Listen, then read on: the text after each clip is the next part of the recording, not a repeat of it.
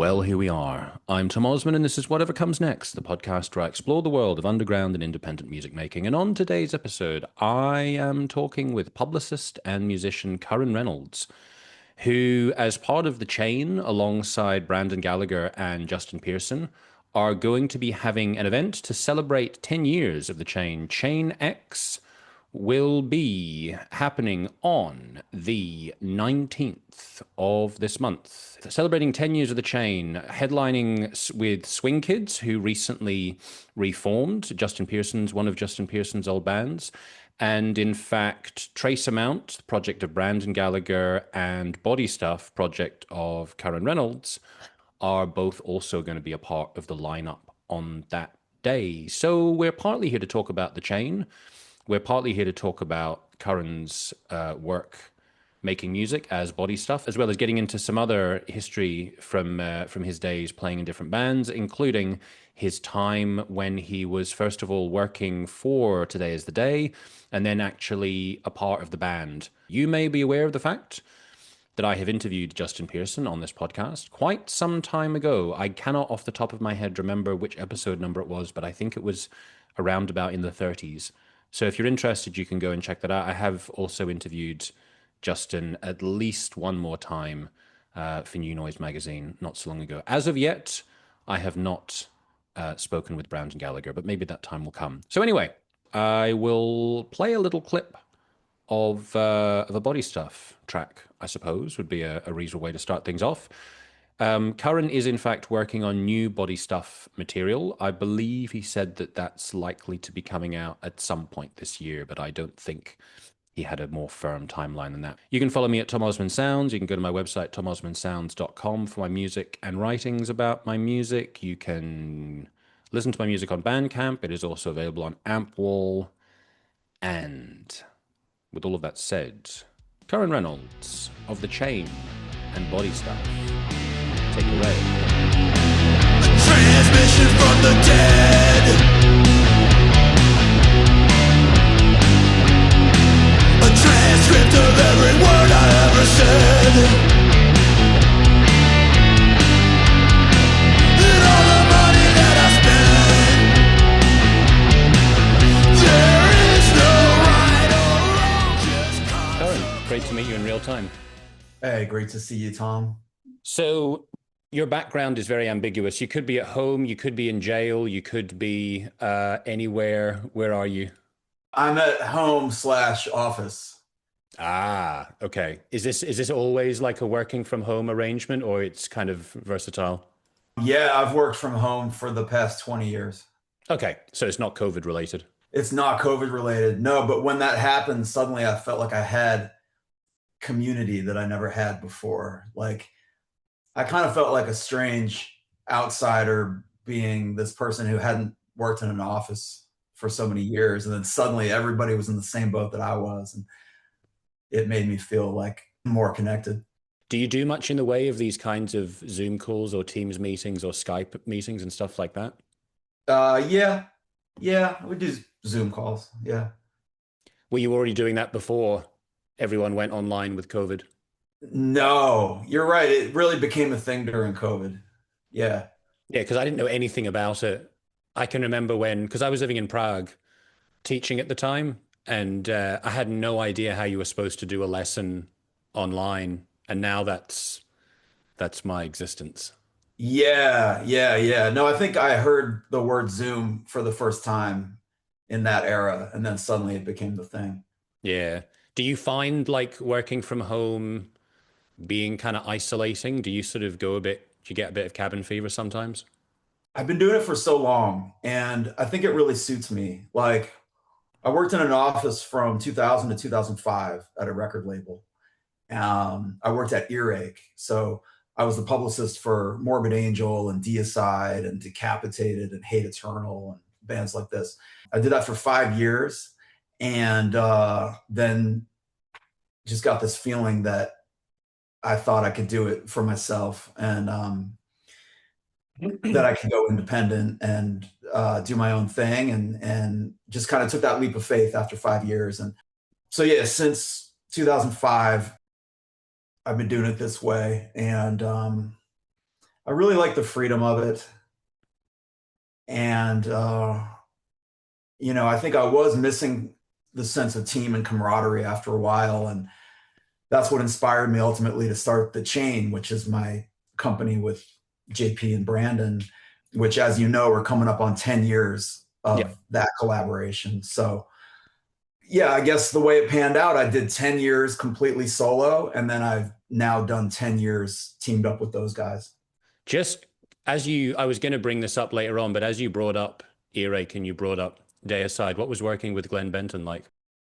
Yeah, it was cool. It was cool. I mean, they were like wild people, and there was an incident where they were stopped at the border during a tour, with meth and weed and guns, and like it was a whole thing. And I was their publicist in that era. It was more so my boss, Al Dawson, who was the label manager at that time for the US office. He was more so the guy dealing with Glenn on a daily basis, and he more so had that relationship. But yeah, I was their publicist, so I was in it. I was in the mix.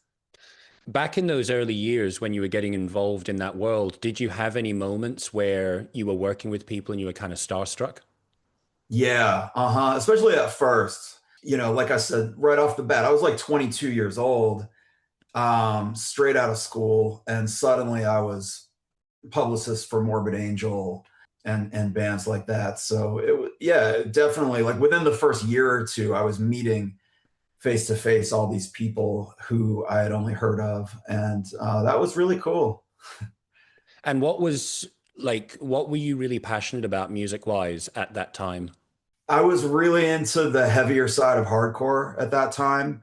Through the 90s, getting really into bands like Converge and Coalesce and Today is the Day, stuff like that, Discordance Axis, the heavier, weirder side of hardcore. And then when I got the job at Earache, I learned more and more and more about death metal and grindcore and related stuff. Because, at that time, that's still very much what Earache was about. And since then, they've gone in other directions. Now it's a lot of rock and roll on the roster. But at the time, it was still, Morbid Angel was still the cash cow, and they were still signing younger bands that were in that vein. I remember my first kind of exposure to Napalm Death and Agrophobic Nosebleed. I was like, I don't think I'm quite ready to like I had to get through various phases of like being exposed to metal before I could understand that. And maybe as well because I didn't really come from a punk background. So it's like I was kind of into more sort of shiny, highly produced stuff. I guess maybe if I'd come from a punk and a hardcore background, maybe there are aspects of the grindcore stuff that would have made more sense to me at an earlier age. Yeah, that makes sense. Well, for me as well, like I got into music so young, as I'm sure you did. I was 9, 10 years old when I really got obsessed and started going deep.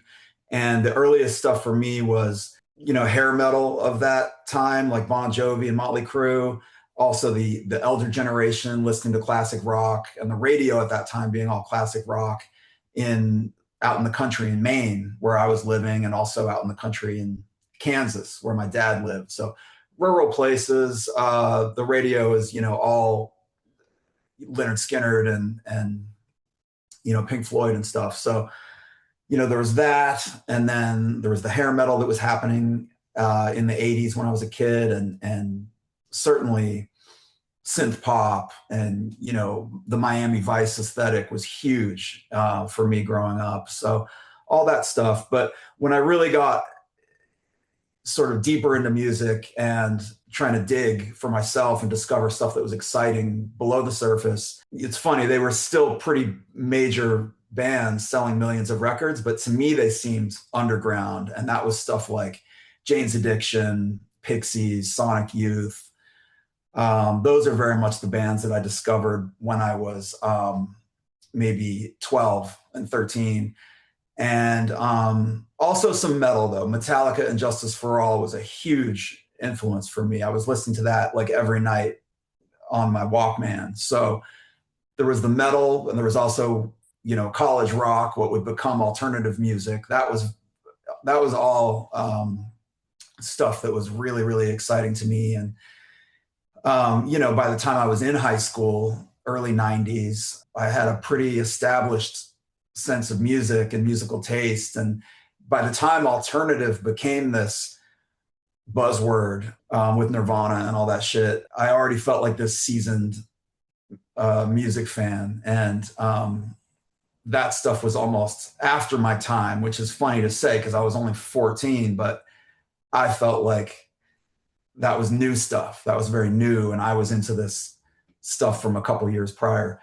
But anyway, I guess through the 90s, then, going to college and getting a little older, I was able to get more and more into more extreme stuff. So by the time I was hired at Earache in 2000, by that point, I was into some pretty wild stuff. And how crazy is that you ended up working with Today Is the Day? Very crazy. I mean, talk about starstruck. That was huge. I was really into that band. I discovered the Willpower album when I was 18. So I was in school. I had started college, but took a year off, and I left school to go travel around California by myself. No plan, very little money. I had a backpack. I was staying at hostels, just felt the need to get myself out of school and experience real life and seek some adventure. So I was out in San Francisco and Santa Cruz in that area, just traveling around. And at that time, they had listening stations at record stores, which was a huge development. Like, oh my God, I can just go to the store and listen to the album. It was so exciting. And I had heard of Today Is the Day because my friend, in my first year of college, my friend Johnny, his elder brother worked at AMREP, his brother Pat Dwyer. And so through Johnny, I was discovering all this very cool music, including Today Is the Day. So I had heard the name, and I don't really think I had heard the music, but I knew the name and I liked the name. So I was out, like I said, I was out in California by myself, traveling around, backpack, going to these record stores, and Willpower had recently come out, and I checked out Willpower on the listening station, and like within 20 seconds, I was like, this is my music. This is it. Like, this is the coolest shit. So I bought the CD, but the funny thing is I'm traveling around with a backpack. I had no way of listening to a CD. So I carried that CD with me for the next few months until, finally my travels were done and I went back home to my mom's. And at that point I could finally listen to Willpower in its entirety after carrying it around for months. So that was back in 1995. And then, long story short, I returned to school, to college, which was in the vicinity of New York City. And I saw Today Is the Day live. I think it was 1997, opening for Unsane. That was my first time seeing the band live, and completely blew me away. So I was just a big fan from that time. So would that have been just about the time that Temple of the Morning Star came out? Yeah, that sounds correct. I think they were playing songs off the self-titled album, but also I think it was maybe right before Temple came out. I think they were playing songs off the self-titled and Willpower and Supernova, and maybe some of the Temple stuff, but I don't think I owned Temple at that time. So I think it was maybe yet to come. But yeah, to your point, it was insane. Like, fast forward maybe 10 years later, I became Steve Austin's publicist. That was our first connection, where I reached out to him randomly. I heard that he had started a record label, and I was just a big fan, and I was recently freelance. I had so that was just kind of like around about when you started that 10 years of going it alone. That's exactly right. It was within the first year or 2 years. I would say it was like within the first year of being solo. I was looking for work. I was looking for clients. I had quit Earache with no real plan, no clients. I was just leap of faith. Like, I think I could figure this out. Was there any particular kind of like falling out, or you just sort of got tired of it? Oh, no falling out at all. I just was sick of working for anybody else, and just wanted to do my own thing and felt like I probably was capable of it, having learned how to do the job and having met various people. So yeah, I reached out to Steve randomly, and to my surprise, he got back to me and he invited me to visit him in Massachusetts where he lived. He's like, come up, spend the weekend at the house, and I'll tell you all about the record label, and we can talk and try to figure something out. So I did that, and yeah, absolutely starstruck. That was like, he was a big deal to me. And there I am at his house, and we're shooting guns, and he's just talking my ear off about his path in life and music and his record label and what he was trying to do. And yeah, it was very neat. So I did become his publicist and helped him out for a year or so. I went on tour with him, not intended to be a musician. I was intending to go on tour with him just as a roadie. I was the publicist, but I was going to go on tour and just drive the van and sell merch for him. And I did that, but within 2 days of that tour starting, the drummer, not in Today's a Day, but the drummer in this side project of his called Taipan was opening each show on that tour, and the Taipan drummer quit within 2 days. So they turn around and look at me in the back seat, and they're like, well, you play drums. You want to do it? So yeah, of course I do. So, I didn't know any of the music. It was a complete shit show. Like, they asked me to fill in on drums and start that same night. We were already out on tour. The drummer quit. They're like, do you want to fill in? So I'm sitting there like, counting merch and then also listening to the shit, trying to learn the songs. Jesus. It was kind of a nightmare, but at the same time, it was a dream come true, because it's like this musician I idolized, and so fuck it. That's the DIY attitude. Yeah. So then fast forwarding again, having brought up the chain at the start of the interview. So for those not familiar with what you do and what Justin and Brandon do, can you give a bit of an overview of what the chain is and how the chain works? Yeah, well, we're publicists, helping artists get the word out, helping them get press, essentially. This is the work that I've been doing since getting hired at Earache in 2000. And like I said, I went freelance at 2005. My partners are Justin Pearson, who a lot of people know from The Locust, bands like Def Club, which he's doing currently. He's been in a lot of bands, and he's also the founder of 31G Records. And then the other partner is Brandon Gallagher, who does a solo project called Trace Amount. And he's also a really talented graphic designer and video artist. So a lot of people know him through his artwork. These guys were my acquaintances / friends. And yeah, I just hit that point after 10 years or so of being solo, where I was wanting that sense of team and camaraderie and trying to figure out how I could make my thing bigger and better. So these were guys that I already knew. Brandon I'd been acquainted with since like 2010, or maybe 2012. And I'd been his publicist for his hardcore band, Old Wounds. And he was a younger guy. So he's significantly younger, like maybe 15 years younger than me.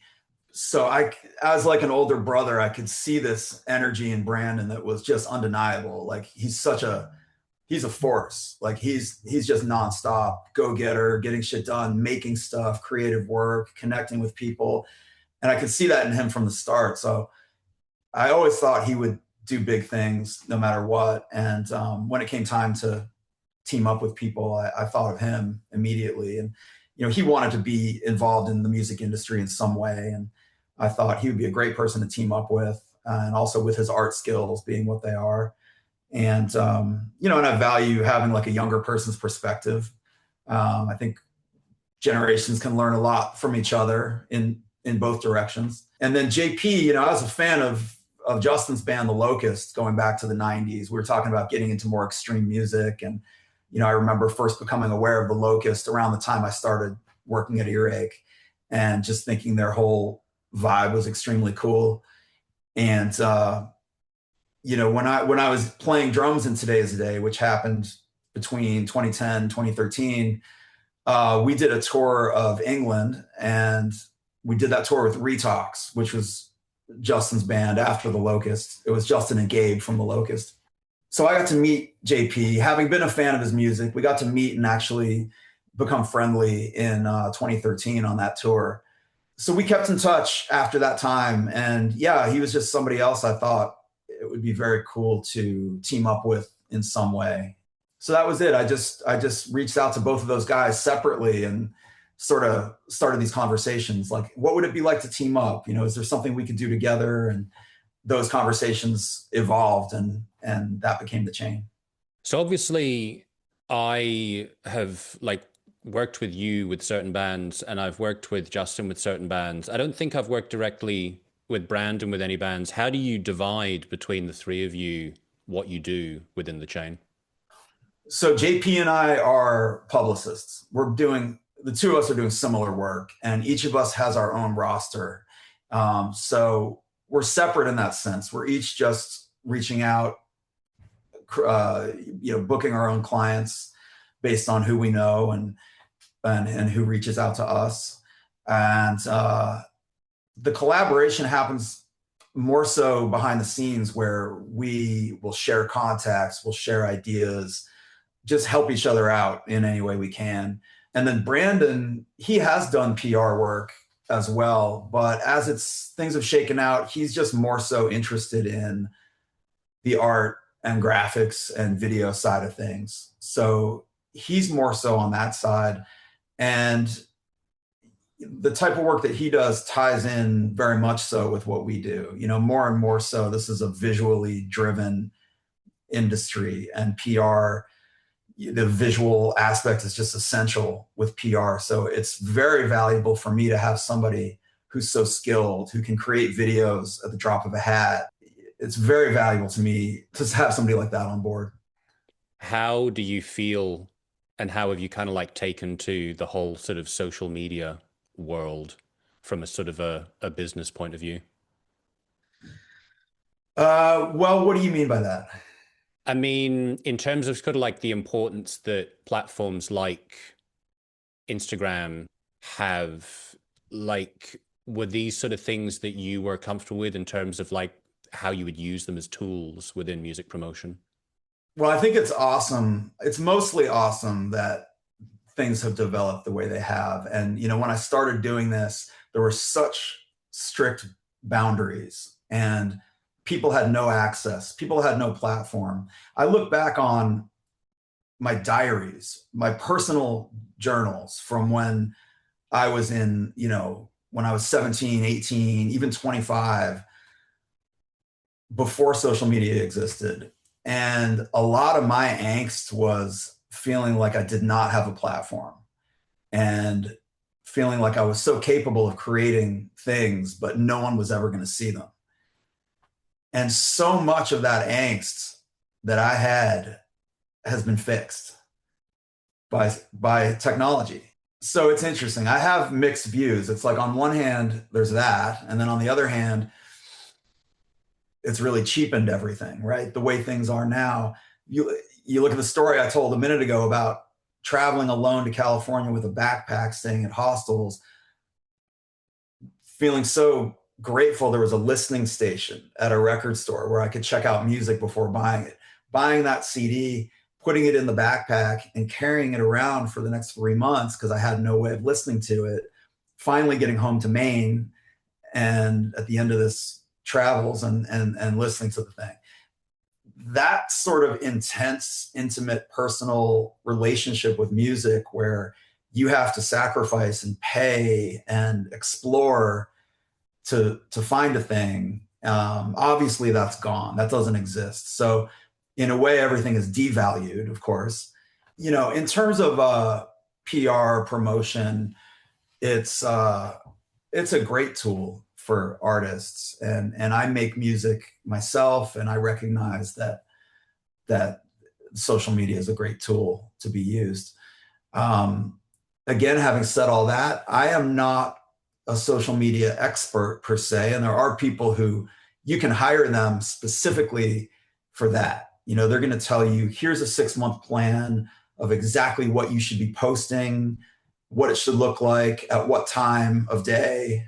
I don't get into the nitty gritty. When someone hires me, they're not hiring me really for that expertise. I'm relatively old school in the sense that I am still that person who has connections with media folks, and I'm helping the artists connect their stuff to those people. I still believe in the value of traditional press 100%. Like, I'm still very moved by articles I read, interviews I read. Podcasts are a newer development, but they sort of are more in line with that old school press mentality in the sense that it's a long form interview. And I love podcasts. I think I get a lot of inspiration personally from them. Yeah, I think like from my own experience of sort of finding my way to some degree into the underground music world and, making contacts with people like yourself and getting connected to labels and to bands and different publications. I can kind of remember where I was at the very beginning. Like I said, I had this moment where I went, oh, I want to make a book which is about underground music. And I hadn't really, I'd worked for an online fanzine called Blessed Altazine, which was a extreme metal, underground extreme metal, well, is an extreme metal, underground extreme metal website. So I had this like little tentative connection, like I'd figured out like, oh, I can go on Bandcamp and I can do the contact the band and go like, hey, do you want to do an interview? So like I'd start to get some email interviews. So I was like, oh, this is like a little kind of way in, but you discover there are all these different steps. There are kind of like glass ceilings. Like, at that level, I couldn't talk to certain people. And then I sort of discovered like, oh, publicists are a thing. And then, like I started working with New Noise magazine. I started working with Ghost Cult, and like I started to see more and more of the stuff that was behind the scenes. And I feel like I guess people can kind of make those connections like directly through an Instagram account, for example. I guess that's possible. But I feel like the way that I got introduced to all of this was very much like a kind of a step-by-step way, even though, I mean, I guess like I could have done it more in a face-to-face way of kind of like going to shows and making contact with people like that. So like it was still this more modern thing of it being online, but it still felt like it sort of incrementally developed in kind of an organic way. Yeah. Well, you're making a point that nowadays people are more accessible to one another than they used to be, right? If I wanted to put in the time and the research, I could connect directly with bands, or at least I could try to. So in the modern world, it's easier to reach people, right? Like you can shoot your shot and like DM somebody and you might hear back from them. That's a level of access we never had. Not to say it'll work every time, but sometimes it might work. It used to be that there were these more strict boundaries. There was no choice but to go through a publicist. So I recognize that that's changed. I still believe there's a huge role for PR and to have a publicist representing an artist on both sides of the fence. I mean, it's super helpful to the artists. I think it's still super helpful to the media folks who are trying to do coverage. We'll see. It's all changing every day. So yeah. So having talked about the publicist side of things and having also touched on the music, so you've got this event coming up. I don't know if I should call it Chain X or Chain 10. How do you call it? I like Chain X. Chain X. Okay. I think this is the first time we've verbalized it, though. It's just a thing we wrote down and didn't really have to say. Yeah, my initial thought was Chain X. So you've got this event coming up on the 19th of April. It's going to be at Elsewhere in Brooklyn. You're all going to be playing in separate bands that night, right? Yeah. So this is the 10-year celebration for the Chain. Almost to the day. We started it in April 21st, 2016, officially. But coming up on April 19th, we're doing a show at the Brooklyn venue Elsewhere. It's going to include all three of us. So JP's band, Swing Kids, Brandon's project, Trace Amount, and my project, Body Stuff. And we also have Venus Twins and Fatboy Sharif. And then our friend Nikki Sneakers is going to be the DJ for the after party. And I noticed, so I was intrigued and tentatively encouraged to see that it's being co-promoted by Saint Vitus Bar. I thought Saint Vitus Bar had closed. So are they continuing to exist in some form? Yeah, the actual brick and mortar venue has closed, but the guys are still promoting shows around town. So this is co-promoted with them, and we'll see. You know, there's been a lot of talk of them getting a new venue, and I would love to see that happen. But for now, they're acting as promoters, doing shows at different venues. Okay, yeah, that's cool. So how long was this show in the pipeline for? I would say 6 months ago, we thought we should do something to commemorate the 10th. And probably 5 months ago, we really got things in motion and working with Dave Castillo at Saint Vitus and getting a venue locked in. Yeah. And how much experience do you have with the venue elsewhere? Because I think I read as well that you've also had experience with promoting shows as well. I don't know whether just in New York City or further afield. Yeah, yeah. I have no experience with elsewhere. That was the St. Vitus guys who connected us with them. But yeah, for 6 or 7 years, I did a series of shows in New York called Precious Metal. That was a weekly event every Monday night. So it wound up being over 300 shows. And yeah, that was me booking metal bands or metal adjacent bands. It wound up being pretty diverse, really, but we branded it as a metal thing. And yeah, it was super cool every Monday. And that kind of predated St. Vitus Bar, but they took the spirit of what I was doing and created this actual full-time venue around it, and by far surpassed anything that I did. I mean, St. Vitus was truly awesome. But in the years before that, from 2006 up to 2013, I was doing Precious Metal. Yeah. So you were doing that alongside doing your own PR work. Yeah, correct. So these days, then, when you're, with the various different acts that you're working with, do you get involved with the kind of stuff that like tour managers or booking agents would do in terms of live shows? I would say I am hired to do PR, press, but if I am working with an artist, there's probably no limits. Like if I can connect them with somebody that's going to be helpful to them or help them do a thing, in most cases I'll do that. Yeah. Okay. Yeah. And going back to the music side of things, so for the performance that you're going to have on the 19th of April, what's going to be your setup on stage for Body Stuff? Yeah, so it's me on vocals. I have one live guitarist, and then everything else is tracks through a laptop. So you mentioned before about I don't know if you exactly said you had a background being a drummer, but you've been a drummer. So I've listened to a couple of the Body Stuff albums. Do you do some live drumming, or it's all with program drums for that? So far, it's all programmed. It's interesting. I was thinking to myself, like if you go on Bandcamp and you look at like I find writing about bands when I do reviews, even though I don't do it so much these days, a lot of the time I find one of the most difficult things is to like put bands into genres. So I see there are tags on Bandcamp. It's like rock and hard rock. And I thought like, okay, like it kind of makes sense, but it's, like rock can mean so many different things and hard rock can mean so many different things. And I feel like Body Stuff is quite kind of eclectic in sound. I feel like, and you can tell me if this fits with sort of the inspirations you've had for it. It feels to me that if it's hard rock, it's kind of maybe in the world of like Faith No More, maybe even like a bit of Devin Townsend, even though I'm not that familiar with Devin Townsend. There's something about the sound that just reminds me of him from time to time. But how would you kind of characterize Body Stuff?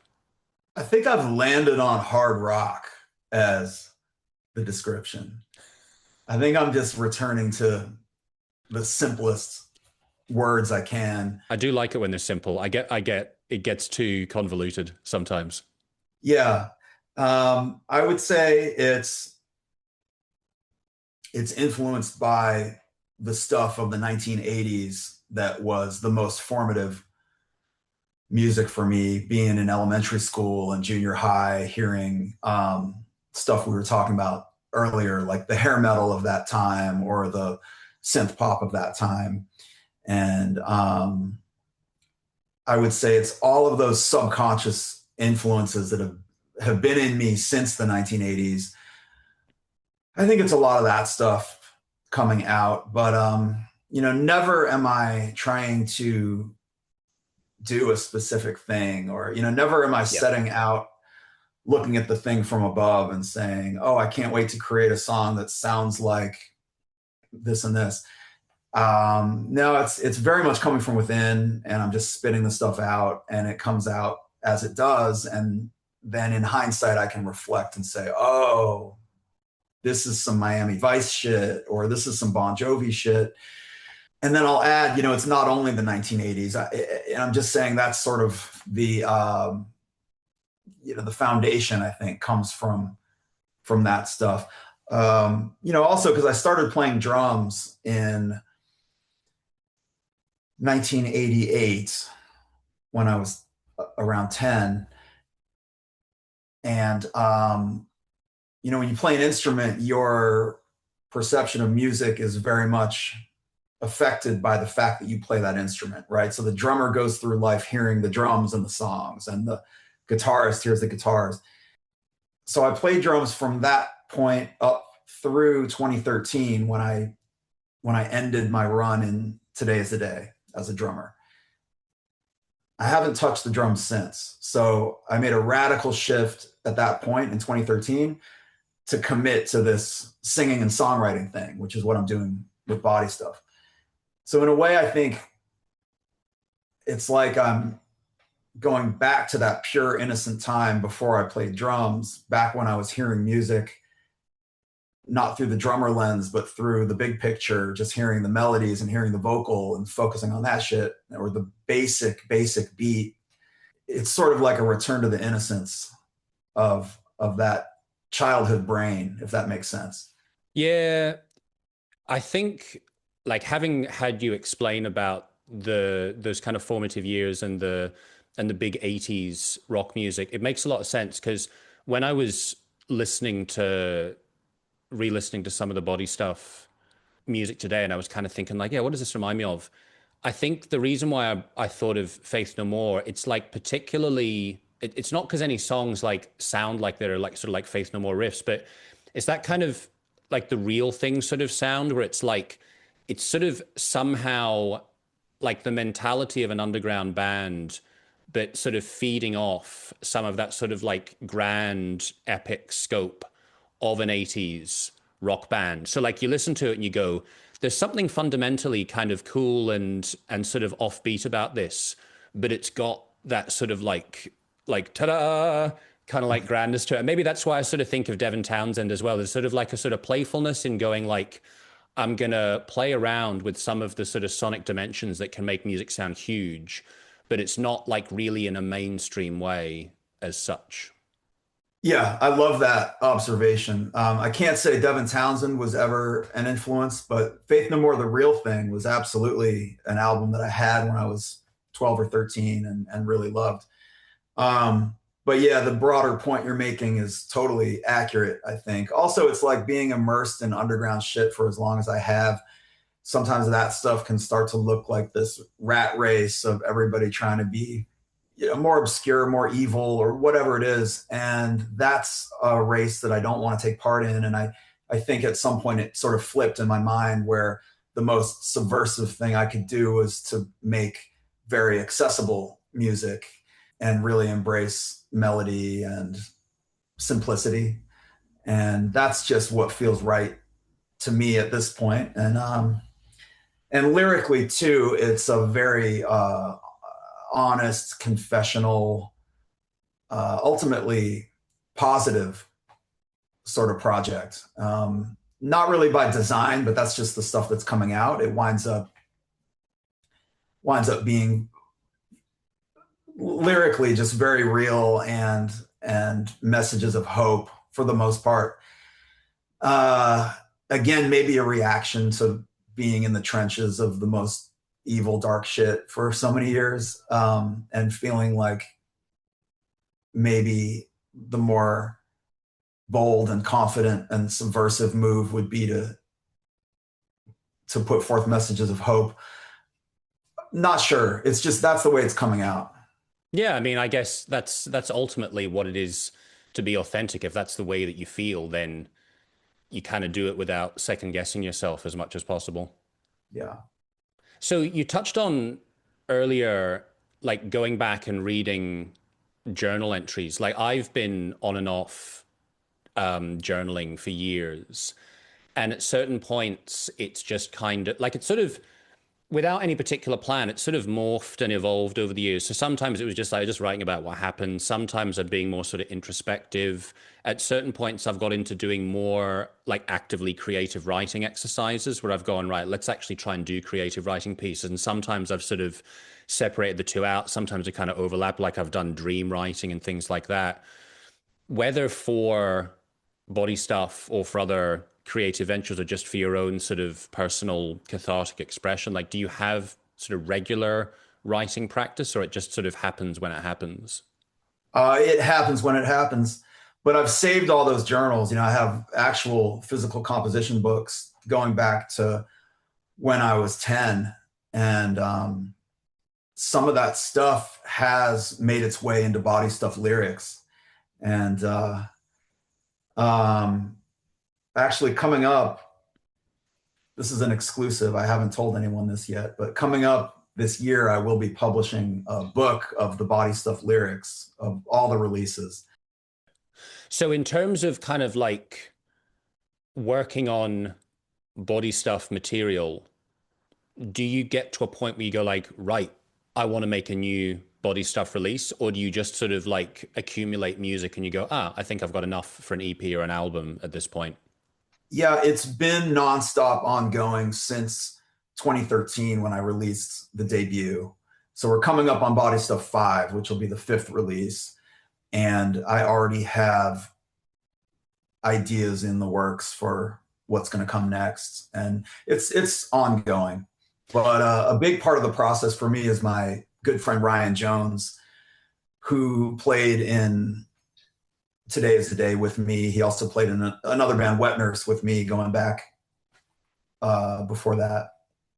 But he's been my right-hand man for the Body Stuff project from the start. So he has a studio here in Long Island City, and that's where we track all the music. And he's a very big part of it because he's my engineer. He's the one with all the technical know-how who takes my ideas and helps me make them real. So I'll work with him whenever he can. He's often out on tour doing sound for bands. He's going to Coachella next week. When he has time and can fit me in, I'll go up to Long Island City and spend the day in the studio with him. So it's sort of just this long ongoing process between me and him. Yeah. And then in terms of getting to the point from one release to the next, we go like, right, we're going to record this. Is it a case of you go, right, I've written enough material. Now let's go into the studio and set aside X number of days and we're going to make the album? Or would it be more piece by piece over a longer period of time? It winds up being more piece by piece, him fitting me in where he can. Yeah. Yeah. With peaks and valleys. I mean, there's months that are more intense and we're really trying to finish an album and create an album, and then there'll be downtime, but it's more so bits and pieces. Would you like, I don't know if you know Dave Brenner personally of Ear Split PR, and he also has his Grid Failure project. Yeah. I know Dave from, going back to the time I worked at Earache, and he and his wife, Liz. Yeah. Good people. Yeah. So I've talked to him both in his capacity as a publicist and also with making music.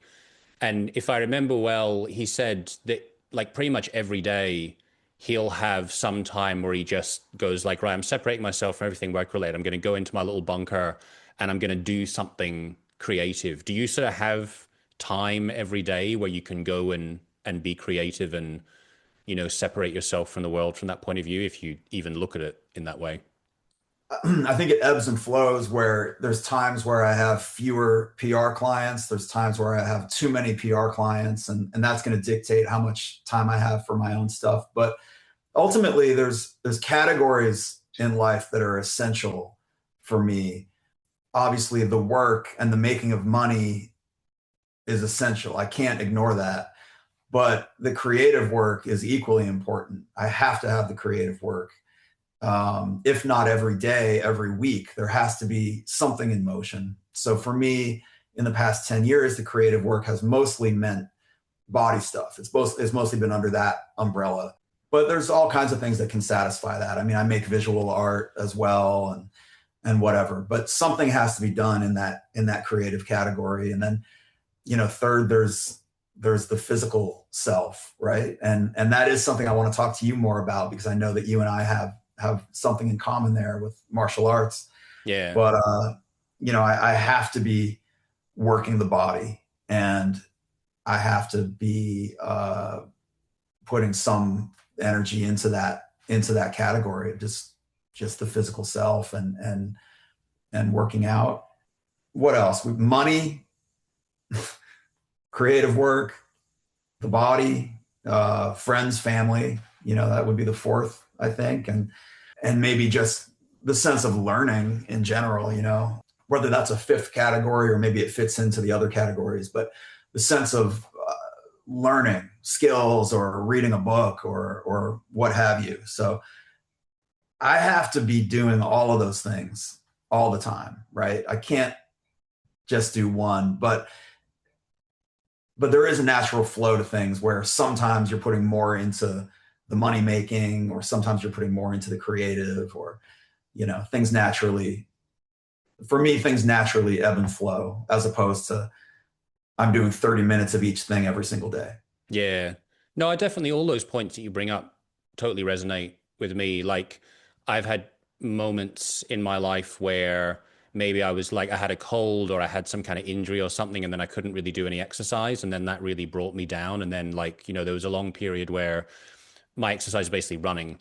And so I'd go for a run after having not had a run for 2 weeks. I'm like, oh, holy shit. Like, now like, my brain is okay again. And equally with the creative side of things, it's like, you know, now that I've got the Thai boxing that I do, that's great. And it provides me a lot of satisfaction, but it's not the same as picking up a guitar and coming up with something, or like doing a bit of creative writing. So like, yeah, very much to your point, like I need all of these different things to somehow feel kind of whole or to feel fulfilled.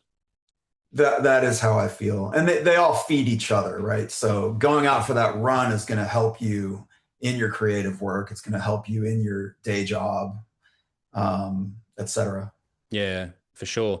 I wanted to, I'm not going to keep you much longer, but just another question about live music. So obviously there was the big sort of cultural, social, community trauma of COVID and the fallout from that. And I'm not sure how much that was connected to the closure of Saint Vitus Bar, but from your point of view and with the experience that you've had with live shows, like how do you sort of feel about the current landscape and the current situation in terms of venues and live opportunities for independent and DIY bands? Well, I feel like here in New York, it's thriving. And I was here through COVID and I never left the city. So I experienced that whole year or 2 years, and it was very strange. I definitely came out the other side of that feeling more grateful and grounded and taking nothing for granted. I think there was a transition time of things revving up again, and I feel like things are completely revved up, and there's a lot going on, and things are really thriving at this point. Oh, that's good to hear. Yeah. So, in terms of the show coming up on the 19th, is there anything else that we haven't mentioned in terms of what people can expect for that? Where can people get tickets? Should they get tickets in advance? They should get tickets in advance. Tickets are selling quickly. Um, People can easily find tickets through, check out the Chain World on Instagram, and the link is there, or through Saint Vitus, or through the venue elsewhere in Brooklyn. It should be a great night. Yeah, like I said, it's my own thing, Body Stuff, followed by Venus Twins, this awesome band from here in New York. Brandon's thing, Trace Amount, and he'll be doing a live collab with a live drummer, which is a new thing for him. Should be very cool. And then Fatboy Sharif, awesome rapper from Jersey, and then JP's band Swing Kids, and that's a cool one. Anyone who's familiar with JP's work, Swing Kids was his band in the 90s, and they only lasted for a few years. The guitarist Eric Allen passed away tragically. The band was done for like a couple decades, and they just reunited and started doing stuff about a year ago. And only West Coast as far as I know, because April 19th will be the band's first time ever playing New York City. So yeah, very cool for any fans of JP, fans of his label 31G. That should be a really awesome experience. And I don't know how much more they're going to do. It might be their only New York show. So yeah, first and potentially last. And so in terms of like all the different stuff that you do for like people to like follow your work, what are the places? What are the best places? Mm-hmm. Thechainworld.com, The Chain World on social media. And then my thing, Body Stuff, is Body Stuff World Peace on Instagram. I think I mentioned I'm finishing Body Stuff 5, the new album. So that'll come out later this year, and everything that goes along with that, shows. I'll be playing Caterwaul Festival in Minneapolis June 7th. Got some more New York shows in the works, music videos, t-shirts, all that fun stuff. Nice. Curran, I'm sure I'll talk to you soon. All the best. Okay, thanks, Tom.